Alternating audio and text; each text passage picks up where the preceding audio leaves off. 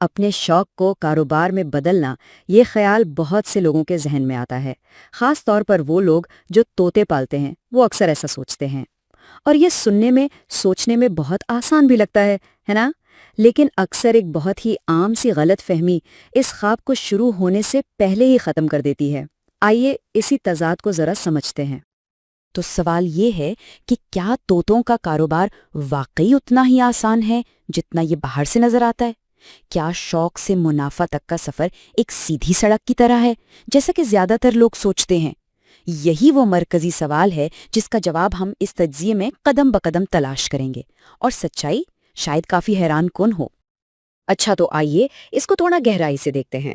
ساری کہانی شروع ہوتی ہے بریڈر کے نقطۂ نظر سے۔ اس کا ایک منصوبہ ہوتا ہے جو بظاہر تو بہت منطقی لگتا ہے، لیکن جیسا کہ ہم آگے دیکھیں گے، اس منصوبے کی سادگی ہی دراصل اس کی سب سے بڑی کمزوری ہے۔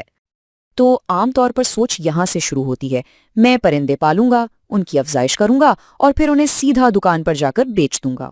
یہ خیال بظاہر بہت سیدھا اور سادہ لگتا ہے، لیکن مسئلہ اکثر اسی سادگی میں ہی چھپا ہوتا ہے۔ یہ سوچ آدھی تصویر تو دکھاتی ہے، لیکن کاروبار کی جو پوری حقیقت ہے نا، اسے نظر انداز کر دیتی ہے۔ تو بریڈر کا پلان عام طور پر ایک سیدھی لکیر کی طرح ہوتا ہے۔ پہلا قدم طوطوں کی بریڈنگ کرنا، دوسرا انہیں دکاندار کو بیچ دینا، اور تیسرا آخری قدم منافع جیب میں۔ بہت سادہ، پروڈکشن پر مرکوز اور بالکل سیدھا۔ لیکن کیا کاروبار واقعی اتنا سیدھا ہوتا ہے؟ اب یہاں کہانی میں ایک ٹویسٹ آتا ہے، ایک نیا اور بہت اہم کردار، دکاندار۔ اب تک ہم نے سب کچھ بریڈر کی نظر سے دیکھا ہے، لیکن کاروبار کو صحیح معنوں میں سمجھنے کے لیے ہمیں سکے کا دوسرا رخ بھی دیکھنا ہوگا، کیونکہ دکاندار اس سارے کھیل کو ایک بالکل ہی مختلف زاویے سے دیکھتا ہے۔ جہاں بریڈر کی سوچ پیداوار سے شروع ہوتی ہے، وہیں دکاندار کی حکمت عملی بالکل الٹ ہے۔ وہ شروع کرتا ہے آخر سے، یعنی فائنل کسٹمر سے، اور یہی سوچ قیمتوں کا سارا کھیل مکمل طور پر بدل دیتی ہے۔ دکاندار اصل میں ایک خاص ٹیکنیک استعمال کرتا ہے جسے کہتے ہیں ریورس پرائسنگ۔ اس کا مطلب کیا ہے؟ اس کا مطلب یہ ہے کہ وہ پرندے کی قیمت اس بنیاد پر طے نہیں کرتا کہ بریڈر کا خرچہ کتنا ہوا ہے، بالکل نہیں، بلکہ وہ یہ دیکھتا ہے کہ وہ آخر میں اس پرندے کو بیچ کتنے کا پائے گا، اور پھر اس قیمت سے پیچھے کی طرف حساب لگاتا ہے۔ اسے اپنا منافع بھی نکالنا ہے، دکان کے خرچے بھی، اور ہاں، اس رسک کا بھی حساب رکھنا ہے کہ اگر پرندہ نہ بکا تو کیا ہوگا۔ اور بس یہاں ہم پہنچتے ہیں اس کہانی کے کلائمیکس پر۔ یہ وہ پوائنٹ ہے جہاں بریڈر کی امیدیں دکاندار کی کاروباری حقیقت سے آ کر ٹکراتی ہیں۔ قیمت کا اصلی کھیل اب شروع ہوتا ہے۔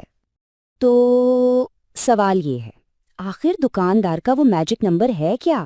وہ کون سا فارمولا ہے جس سے وہ اپنی خرید کی قیمت طے کرتا ہے؟ اور وہ نمبر ہے 3 گنا، 3x۔ جی ہاں، 3 گنا کا فرق۔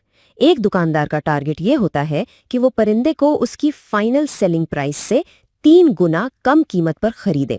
یہ ایک اتنا بڑا فرق ہے جس کا اندازہ اکثر بریڈرز کو ہوتا ہی نہیں ہے۔ تو یہاں پر دونوں مائنڈ سیٹس کا تصادم بالکل صاف نظر آتا ہے۔ بریڈر کی امید فروخت کی قیمت بنے گی میری لاگت پلس میرا منافع، لیکن دکاندار کی حقیقت کیا ہے کہ اس کی خرید کی قیمت ہوگی فائنل سیل پرائس تقسیم 3۔ دونوں کی جو بزنس میتھ ہے نا، اس میں زمین آسمان کا فرق ہے۔ تو اس پورے مقابلے سے، اس تصادم سے ایک بہت اہم سبق ملتا ہے۔ برائڈر کی جو بنیادی غلطی ہے اسے پہچاننا بہت ضروری ہے۔ آخر یہ غلطی ہو کہاں رہی ہے؟ اور وہ غلطی یہ ہے، صرف اور صرف پیداوار پر توجہ دینا اور پوری کی پوری ویلیو چین کو نظر انداز کر دینا۔ دیکھیں، بریڈر کی محنت میں کوئی کمی نہیں، وہ اپنا کام پوری ایمانداری سے کر رہا ہے، مگر اس کی حکمت عملی میں ایک بہت بڑا خلا ہے۔ اس کی سوچ صرف پرندے پالنے تک محدود ہے، مارکیٹ کی حقیقت تک نہیں پہنچتی۔ تو اس ساری بحث کا نچوڑ کیا ہے؟ کچھ اہم نکات ہیں۔ پہلی بات، بزنس پلان بناتے وقت ریٹیلر کے منافع کا مارجن ذہن میں رکھنا لازمی ہے۔ دوسری بات، جو فائنل مارکیٹ پرائس ہے وہی پروڈیوسر کی شروعاتی قیمت طے کرتی ہے۔ اور تیسری اور شاید سب سے اہم بات، کامیابی کے لیے صرف اپنا حصہ نہیں، پورا بزنس ایکو سسٹم سمجھنا ضروری ہے۔ تو ان سب باتوں کے بعد آخری اور سب سے اہم سوال وہیں کا وہیں ہے، ایک بریڈر کو اپنی حکمت عملی آخر بنانی کیسے چاہیے؟ یہ وہ سوال ہے جو ہر نئے کاروباری کو، ہر شوقین کو جو بزنس کرنا چاہتا ہے اپنے آپ سے ضرور پوچھنا چاہیے تاکہ وہ اس عام سی غلطی کے جال میں نہ پھنسے۔